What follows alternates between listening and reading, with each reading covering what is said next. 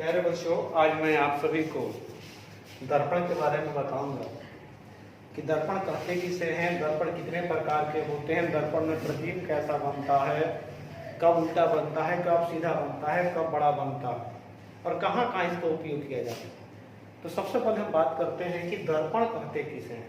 अगर आपसे पूछा जाए कि दर्पण किसे कहते हैं तो इसके बारे में क्या बताना है, आप बताएंगे कि दर्पण एक ऐसी वस्तु होती है जिसके एक पृष्ठ से प्रकाश का परावर्तन होता है और उसके दूसरे पृष्ठ पर पॉलिश किया हुआ होता है। अर्थात आप कह सकते हैं कि दर्पण एक कांच का टुकड़ा होता है जिसके एक पृष्ठ पर पॉलिश कर दिया जाता है और उसके दूसरे पृष्ठ से प्रकाश का परावर्तन होता है। जैसे में आपने देखा होगा कि जो घरों में इस्तेमाल करते हैं दर्पण, समतल दर्पण होता है।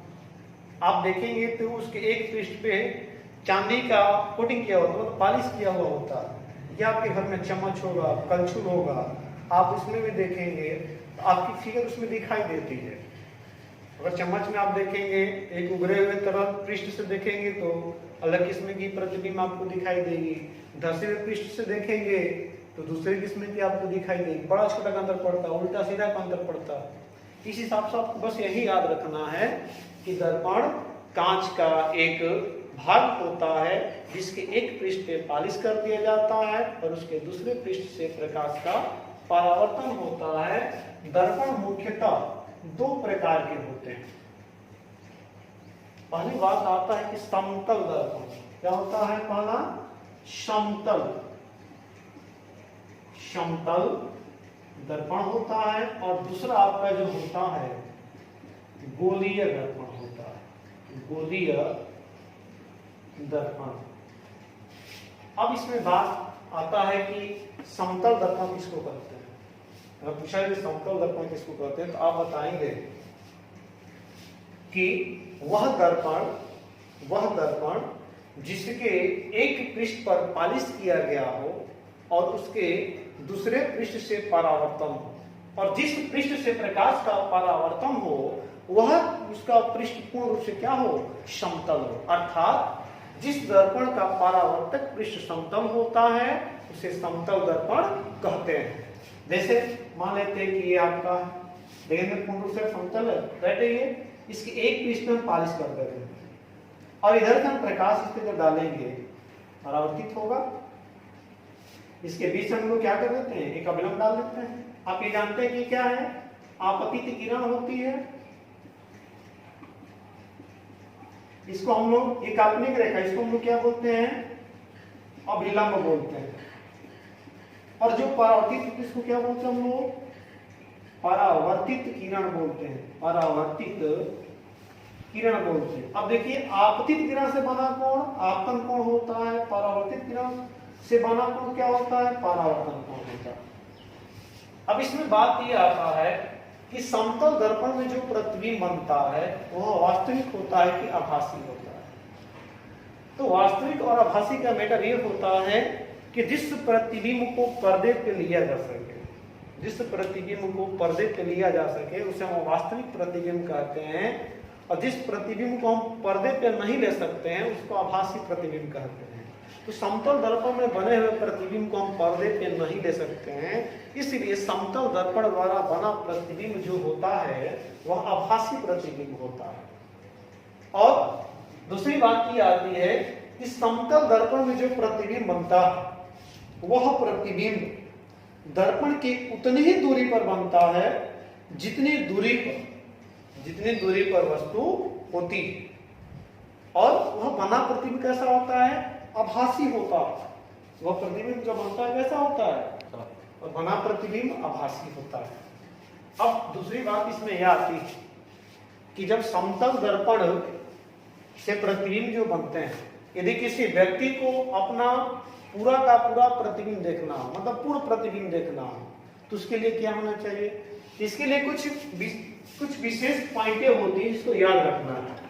पहले इसमें पॉइंट ये आती है, फर्स्ट पॉइंट इसमें यह आता है कि समतल दर्पण की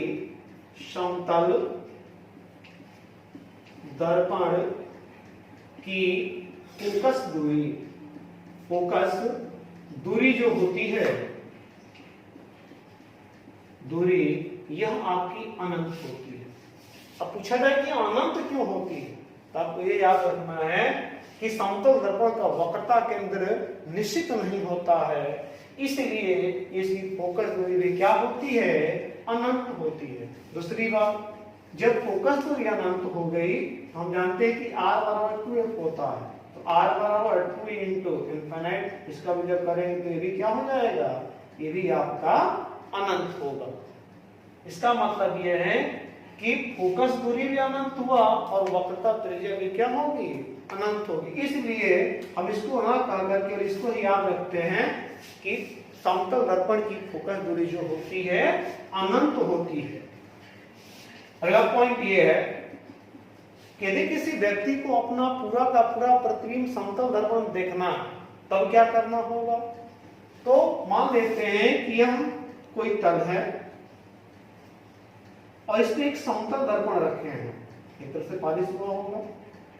इसको मान लेते हैं कि यह आपका ये 4 मीटर लंबा है, 4 मीटर लंबा है। अगर कोई व्यक्ति इधर से आ रहा है, कोई व्यक्ति इधर से आ रहा है जिसकी लंबाई 8 मीटर है।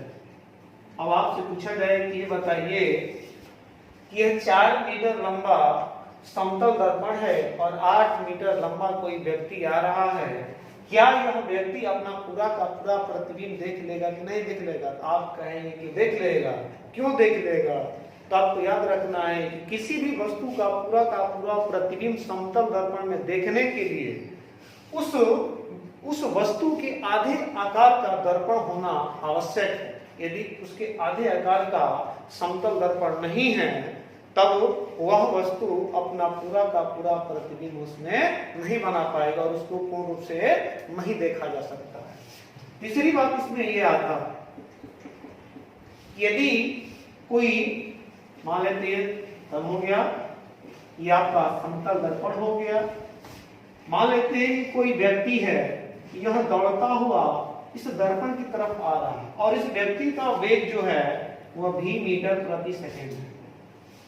जब ये दौड़ता हुआ इसकी तरफ आ रहा है, जब वो अपने प्रतिबिंब को इसमें देखेगा, इसकी प्रतिबिंब जो होगी वह 2 मीटर प्रति सेकंड, 2 भी मीटर प्रति सेकंड के वेग से आती हुई प्रतीत होगी। अर्थात कहने का मतलब यह है कि यदि कोई व्यक्ति, देखिए हम यह बता रहे हैं, जैसे मान लें कि दर्पण हो गया, ये दर्पण क्या है, ये दर्पण, ये तल है।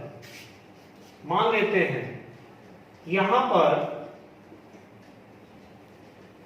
राम है, मान लेते कौन है, ये राम, और ये क्या कर रहा है, इस दर्पण की तरफ यह मूविंग है, मतलब चलता हुआ आ रहा है, ये दौड़ता हुआ आ रहा है। इसकी वेग पूछा जाए, चाल पूछा जाए, तो 4 मीटर प्रति सेकंड के चाल से आ रहा है।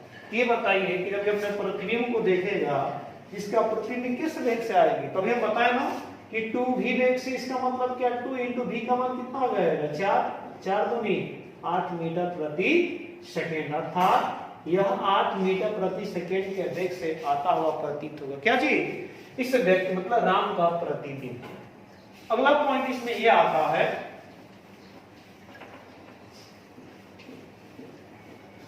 कि यदि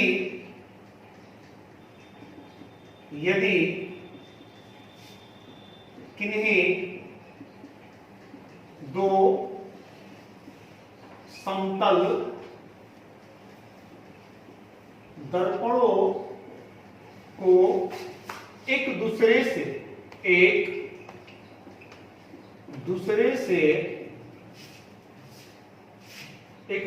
से समांतर रख दिया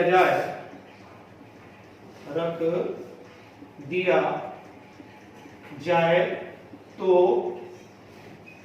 उनके बीच रखी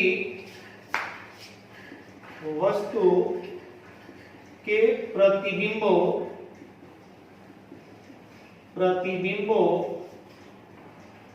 की संख्या हम ये कह रहे हैं कि यदि किन्हीं दो समतल दर्पणों को एक दूसरे से समांतर रख दिया जाए तो उनके बीच रखी वस्तु के प्रतिबिंबों की संख्या कितनी होगी।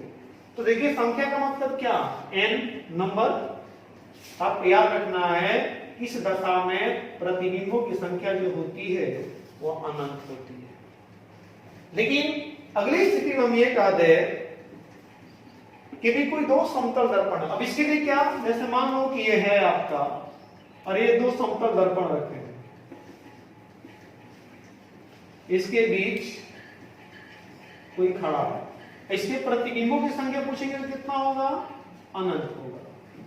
लेकिन यही कहा जाए, पांचवा बता रहे हैं, अगर यही आपसे कहा जाए कि कोई दो समतल दर्पण है उनको थीटा कोण पे रखा जाता है, उनको थीटा कोण पे रखा जाता है और उनके बीच कोई व्यक्ति खड़ा हो जाता है, ये फॉलो होता है 6 मार्क में जब जाएंगे तो इसे फॉलो होता है। लेकिन ये जो है कोई दो समतल दर्पण है, दोनों के एक दूसरे से थीटा कोण पर रख दिया गया।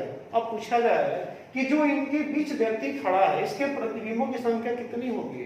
तो इसके लिए एक फार्मूला होता है कि n बराबर, n क्या है, प्रतिबिंबों की संख्या, n बराबर 360 बटे में थीटा और -1। ये -1 जो होता है ये तभी लगता है जब 360 बटे थीटा का मान सम आता है। यदि विषम आ जाएगा तो ये -1 नहीं लगाया जाता है। जैसे आपसे कह दिया जाए कि कोई दो समतल दर्पण है और उनको एक दूसरे से 60 अंश के कोण पर रख दिया जाए। अब पूछा जाए कि ये बताइए उनके बीच कोई व्यक्ति जब खड़ा होगा तो उसके प्रतिबिंबों की संख्या कितनी होगी। तो सीधे सीधे फॉर्मूला हम लगाएंगे कि n बराबर 360 बटे थीटा -1, तो n बराबर 360 बटे में थीटा का मान कितना रखेंगे, 60 -1 घटाएंगे, 6 के कितने बार है, 6 बार में। ये बताइए 360 बटे थीटा का मान कम आया है 6, तो हमको घटाना पड़ेगा ना, n बराबर कितना हो जाएगा, 5, अर्थात प्रतिबिंबों की संख्या कितनी हो जाएगी, 5 हो जाएगा। ठीक है। अब इसमें बात आती है, ये तो आपका सम वाला हो गया। अब विषम वाले में हम देखेंगे कि कैसा उदाहरण है कि हमारा होगा, अगर मान लीजिए कि हम थीटा बराबर तो हमें 60, ये आ गया हमारा सम, और विषम की स्थिति आ जाए जो माइनस के गणना करना पड़े। इसके लिए हम मान लेते हैं कि थीटा बराबर हम कितना ले रहे हैं, हम मान लेते हैं कि थीटा बराबर जो हम ले रहे हैं 40 डिग्री ले रहे हैं, अर्थात दो समतल दर्पणों के एक दूसरे से 40 डिग्री के कोण पे रखा जाता है। तब पूछा जाए कि बताइए प्रतिबिंबों की संख्या कितनी होगी। तो वही फार्मूला लगेगा कि n बराबर 360 बटे में थीटा और -1 ही लगेगा। लेकिन जब 360 बटे थीटा का मान विषम आ जाएगा तब हम ये -1 नहीं लिखेंगे और कटा के देखेंगे कि n बराबर 360 और बटे में कितना 40 कर दें, 0 से 0 4 9 कटेगा। ये बताइए 9 जो होता है विषम होता है, सम तो होता नहीं है, इसलिए हम क्या कर देंगे, लिखेंगे कि प्रतिबिंबों की संख्या कितनी हो जाएगी, 9 हो जाएगी, अर्थात इसमें से 1 घटाने की जरूरत नहीं है। इसके अलावा और भी हम देख लें, जैसे हम कहते हैं कि थीटा बराबर हमारा दे दे 120 डिग्री, 120 डिग्री ना देंगे तो कितना दे, 72 डिग्री दे दे। अगर आपसे पूछा जाए कि बताइए प्रतिबिंबों की संख्या कितनी होगी, तो जब आप कटा कर देखेंगे तो n बराबर 360 बटे में थीटा -1 रखेंगे ना, n बराबर 360 बटे में थीटा का मान कितना 72 और -1 पर इसको घटाएंगे। जब हम इसको कटाएंगे तो कितने बार में कटेगा, देखिए 36 दूनी कितना होता है 72, 10 हो गया, नीचे 2 हो गया, 10 बटा 2, 10 बटा 2 का मतलब क्या 5 बार जाएगा। ये बताइए 5 क्या है, विषम है कि नहीं है, 5 जब विषम है तो 1 घटाने की जरूरत नहीं है। इसका मतलब प्रतिबिंबों की संख्या कितनी हो जाएगी, 5 हो जाएगी। इसमें हम यही कह दें कि थीटा बराबर हमारा दे दे, थीटा बराबर 30 डिग्री। अब आपसे पूछा जाए कि ये बताइए कि प्रतिबिंबों की संख्या कितनी होगी, तो सेम वही कंडीशन होगा, n बराबर 360 बटे थीटा -1, n बराबर ये 360 और बटे थीटा का मान कितना रखेंगे 30 डिग्री, अब -1 जब इसको कटाएंगे कितने बार में कटेगा, 3 एकम में 3, 3 दूनी 6, देखिए 12 क्या है, सम है। जब 12 सम हो गया तब हमको 1 घटाने की जरूरत पड़ेगी। तो n बराबर क्या लिखेंगे कि 12 - 1 हमारा कितना निकल कर आएगा, यह n बराबर 11 है। इसकी कहने का मतलब यह है कि कभी भी प्रतिबिंबों की जब संख्या पूछा जाएगा तो प्रतिबिंबों की संख्या विषम ही आनी चाहिए। उत्तर जो हमारा होगा कैसा होना चाहिए, विषम ही होना चाहिए, सम कभी नहीं आता। ठीक है, अगली पॉइंट इसमें एक आता है, आइए अगली पॉइंट चर्चा करते हैं कि जैसे मान लेते हैं कि कोई समतल दर्पण है और उस समतल दर्पण के सामने किसी वस्तु को थीटा कोण पे घुमाया जाए, या किसी वस्तु के सामने किसी दर्पण को ही थीटा कोण पे घुमाया जाए और आपसे पूछा जाए कि मतलब उसका प्रतिबिंब कितना सी कोण पे घुमाएगा, तो आप कहेंगे कि 2 थीटा। जैसे मान लें कि एक तल है और इसके सामने ऐसे कोई दर्पण रखा गया, मान लेते कोई दर्पण रखा गया, कितने, ये आपका थीटा कोण पे, और इसके सामने कोई वस्तु है। जैसे इसको घुमाएंगे इसके प्रतिबिंब जो होगा वो 2 थीटा से घूमता हुआ क्या होगा, प्रतीत होगा। जैसे मान लें कि थीटा बराबर हमें कितना दे दिया, 30 डिग्री दे दिया, कि 30 डिग्री कोण पे इसको रखा गया, कितने डिग्री कोण पे, 30 डिग्री कोण पे। अब पूछा गया कि बताइए प्रतिबिंब कितना सी कोण पे घूमता हुआ प्रतीत होगा, तो आप सीधे सीधे कहेंगे कि ये 2 थीटा का मतलब क्या, 2 इंटू थीटा का मान कितना है, 30, अर्थात 60 अंश के कोण पे घूमता हुआ क्या होगा, प्रतीत होगा। ठीक है।